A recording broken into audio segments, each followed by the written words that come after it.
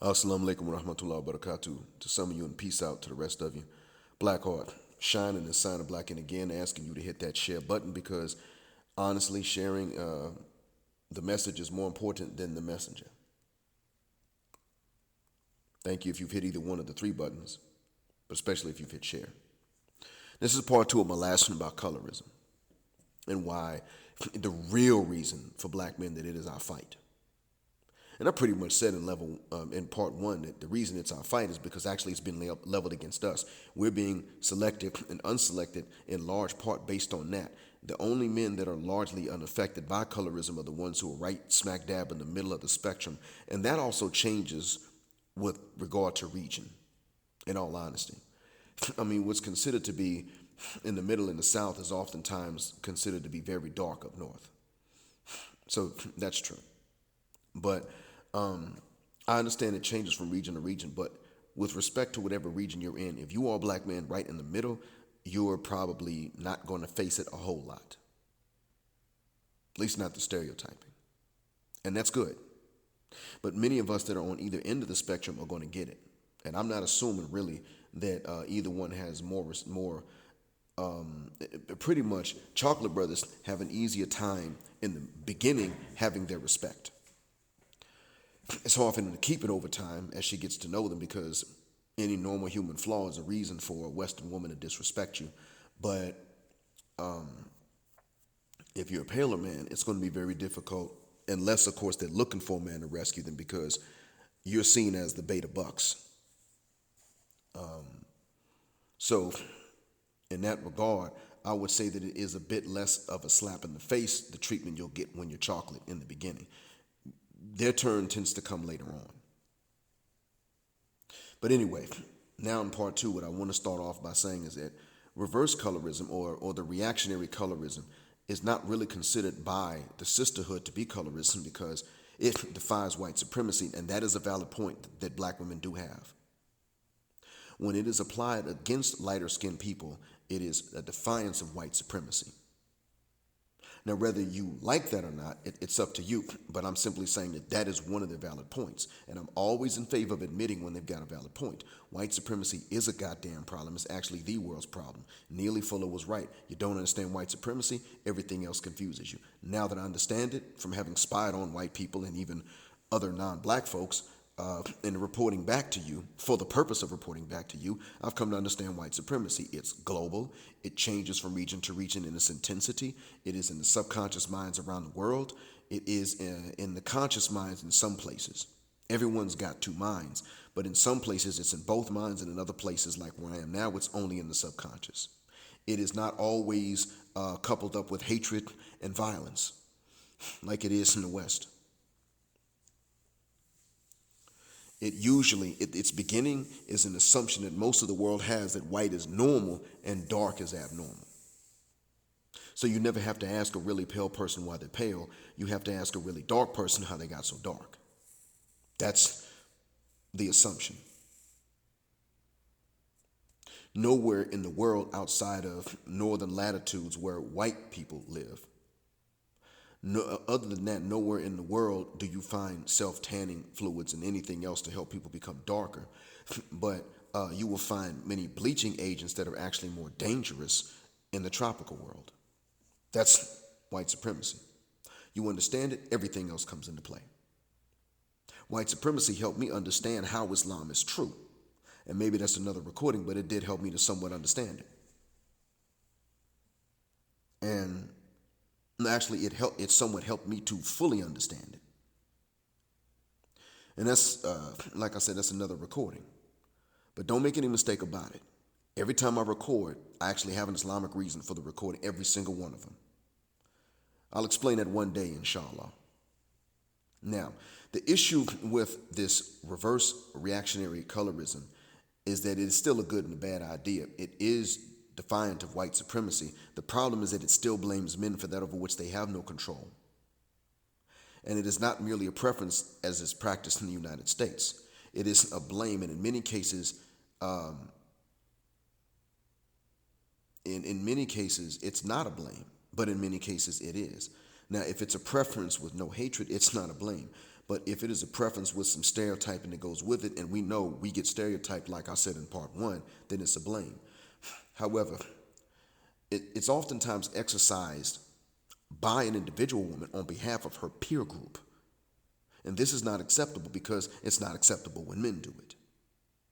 See, I am fully expected, and you listeners, males, are fully expected to like a woman, even after you find out your mother doesn't like her, even when your mother is a good mother that's had your best interest at heart.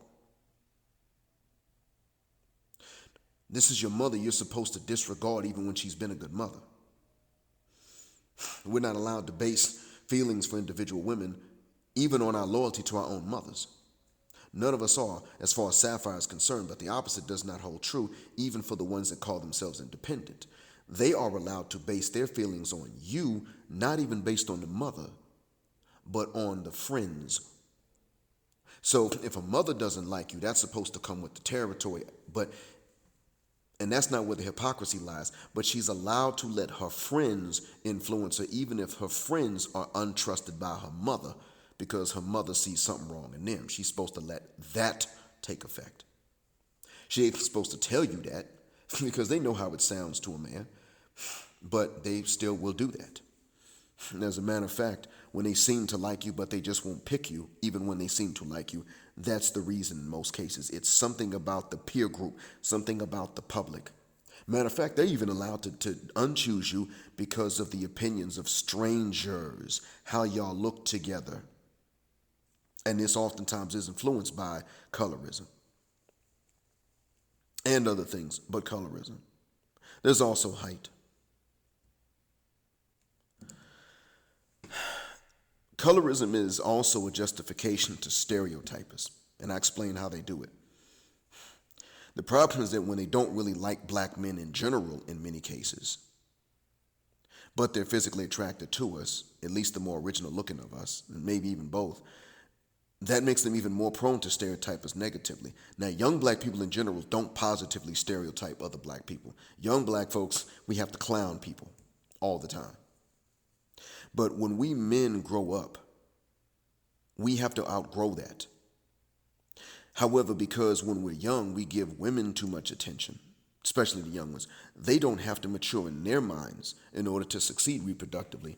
So we almost selected for immature women over time. By being too easy in the past, we've selected for immature women, the ones that don't mature quickly. And that's what we've been winding up with. So we need to change that as men. And that's another recording, but I've already recorded on it.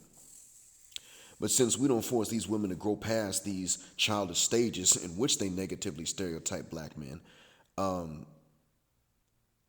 we made it too easy for them to do it. And the funny thing is, there's proof that they can. Some may say, well, they can't do it because they're women, they can't act like children. No. We know they can because they outgrow negatively stereotyping each other. They do outgrow that. They just don't outgrow negative stereotyping of us black men. And the ones who do mature and grow suffer more because the ones who stagnate have a knee-jerk reaction. Like I said, when you have integrity of any kind, those without it have a knee-jerk reaction and they tend to want to blame you. Blame you for integrity or maturity or honesty, anything of that nature. Yeah, the guilty usually are the first ones to blame the innocent, in many cases, when it comes to things about character. Now, this being said, this is why Gayle King and Oprah and Robin Williams are doing what they're doing. Negative stereotyping of black men. You see, stereotyping of us in general is something that is not only in the minds of Massa and Miss Ann, it is also in the minds of Sapphire, the ones who are our aunts. I mean, they come from us and we come from them, but many of them do follow these stereotypes. And that's why it is that they did not grill Robin Williams, as I said in the previous recording, did not grill Liam Neeson, but she grilled Nate Parker. Yeah, she grilled him. Grilled him. ambushed him. We're going to talk about your movie. Is that okay?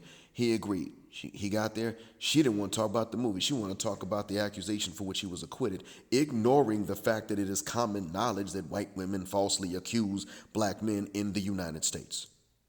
Now you got sisters jumping on that bandwagon. I remember there was a time when I wasn't afraid that a sister would falsely accuse me of rape.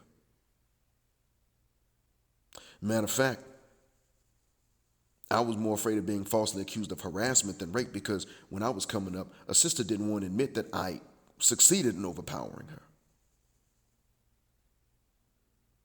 They didn't want to admit to something like that. When I finally overpowered some other men in fights, they didn't, then they probably had fantasies about it at that point. But I remember this. There was a time I was not afraid of something like that, not from a sister. Harassment, maybe, but, rape, no.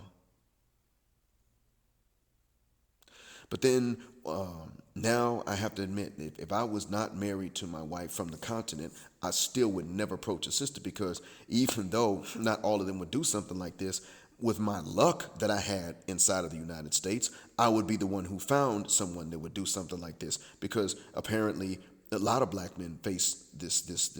They face a pattern in which they simply attract the ones who are bad because they're out there and they're available.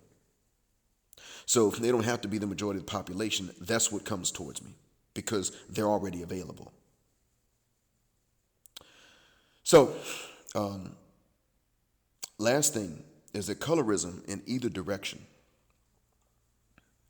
the reactionary or the original kind, ignores the genetic diversity of black people. Whether you're talking about black people in the continent or in the diaspora, the West, or even in Melanesia, what I want you to understand is that black folks are, in fact, very genetically diverse. Remember, we carry every gene. If you examine my DNA, I will come back mostly West African or Central African or both. You can even listen to Light Skin Love. She used to have her channel used to be called Light Skin Tears. Now it's Light Skin Love. I've agreed and disagreed with her over time. Colorism is a serious thing in the community. Men and women get hit with it in both directions. But she also got her white boyfriend. And I'm just like, so that's going to solve it? No. I mean, again, you're validating the penis of the oppressor. Even if he's not an oppressor individually, you're still validating the DNA and the bloodline of them like they're normal, and they're not. But nonetheless, she did make a point. In Africa, we are genetically diverse. Light-skinned black folks are still black. Many other people of color that are not black actually are black, they just don't know it. So we have to treat them like they're not black, that's fine, but it's mostly that they simply don't know about their African ancestry, not that they have absolutely none. In southern India, there's black blood floating around. They found that out. They can even trace them patrilineally to specifically southern Africa. So when the British were bringing Indians into South Africa during the time of the British colonization of South Africa, they were really just bringing, whenever they brought the southern Indians in, actually the Indians in general, when they were bringing them into South Africa, it was unknown at the time to the Indians or to the British or to the original black South Africans, but these people were merely coming home because tens of thousands of years ago, somebody in South Africa, ancestors to the modern day South Africans that are original to that area, be they Nguni or non-Nguni, Bantu black or black non-Bantu, whichever the case, they went into what's now the subcontinent, and so they've made up a portion of the ancestry of the modern day subcontinentals. Then let's take Melanesia, which is on the other side of Africa. Hell, even on the other side of Australia. Negroes, the DNA is distinct, but they're black. They evolved a gene for blonde hair in some of the islands, and it is different from the Caucasian gene for blonde hair, but they got it. And their hair comes in all textures. So at the end of the day, we're just going to call it what it is. We're diverse. North Africans are mixed up. But before they were mixed up, you would have found black folks who don't have an admixture that were light-skinned. There's a tribe in Ethiopia that is indistinguishable from East Africans until they speak. Just indistinguishable from East Indians, people from India. You can look at them and not know that they're not East Indian. Now, when they speak, their language is unrelated. They're from Ethiopia. They're from a mountain, and that mountain gets pretty cold. So they don't spend much time outdoors. And so consequently, their hair has evolved to be straight because it retains more heat, and they've lost color over time because they're not outdoors as often in that cold. Now, mind you, they're still fairly close to the equator, so the length of night and day throughout the year is still the same. But it's just at that elevation, they have to deal with cold. So you can't tell them apart. It's not because they're mixed per se. They don't. They were not known to marry anybody else. They didn't even live that close to other people to get to know them well enough to marry them. So we are genetically diverse with nobody else. Their diversity comes from us, not the other way around. The Arabs are not the reason that Eastern Africans look different. And this is something you need to know. Eastern Africans are the ancestors of the Arabs, and this is why the Arabs look like they do. So when people try to tell you, well, the East Africans look more Caucasian or Arab, you tell them, no, suck a dick, bro. The East Africans are the ancestors of the Arabs, who themselves are the ancestors of much of today's Western Europeans. This is why they look like they do. They have East African features. East Africans don't have non-black features. The features, the thin nose and the thinner lips, these are our traits. It's just other people, because we had every nose size and every lip size on the continent. Other people got them from us. Straight hair is believed to have evolved outside of the continent for the most part. And within the continent, independently in the area that I mentioned. But when people began to evolve straight hair, they did not lose their color right off the bat.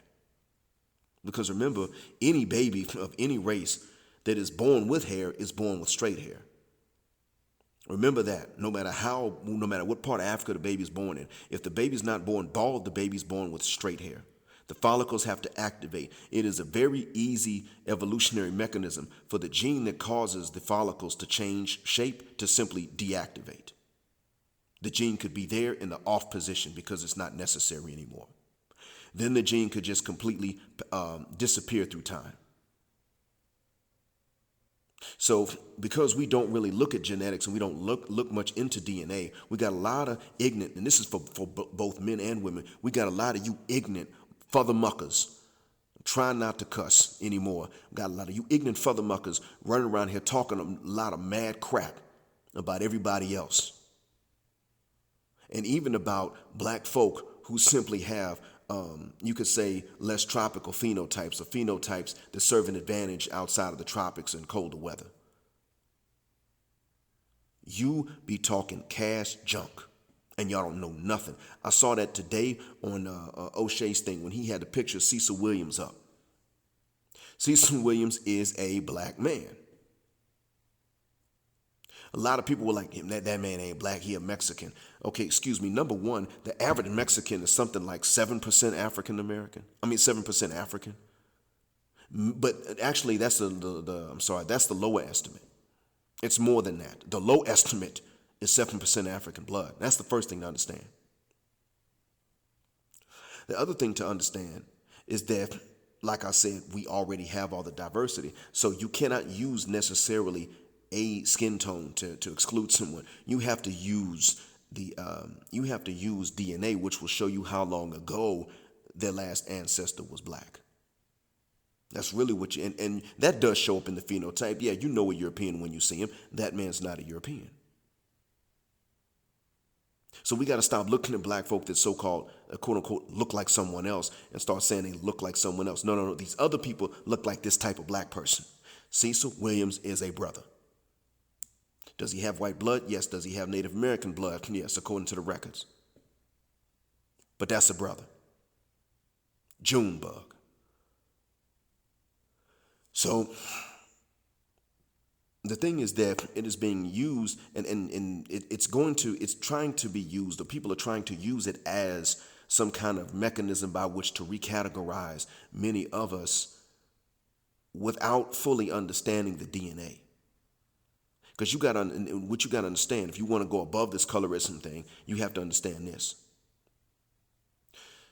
Really, everybody, there are two things, two categories of people.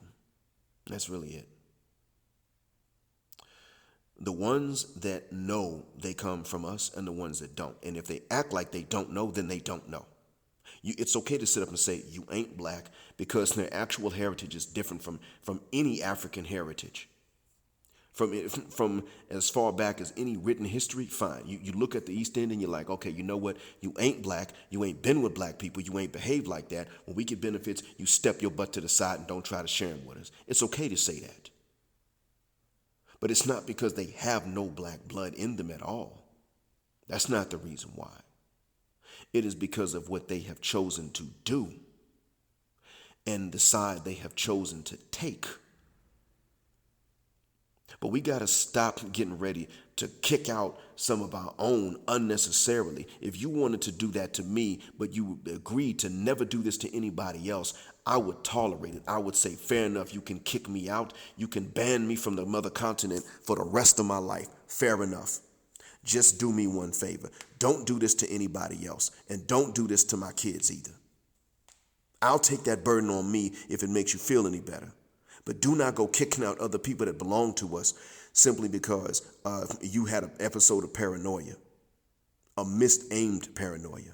Because a lot of people who will say this, they got white buddies. They kick it with them. Then they see somebody black or someone, then they see someone black, but not necessarily specifically Wolof looking. And then they want to throw them out. Well, what about the Fulani? If you saw the Fulani, you'd see every phenotype in that one tribe. Just as one example. What if you saw the Vai in Liberia? You'd flip. And the people they're related to are the Gola. And the Gola are not as pale and as red as the Vai people are. The Igbo were described as being yellow-skinned a long time ago. So don't ignore the diversity that we naturally have because you want to oppose the original colorism. Remember, the original goal is white supremacy. Colorism is an offshoot. We're here to attack the root. You can attack the root through a vine, but we're here to attack the root. Now, I hope that what I said is a benefit. Hope it won't be true anymore one day in the future. Thanks for listening. The blackest man on social media, signing black out. Assalamu alaikum and black male power.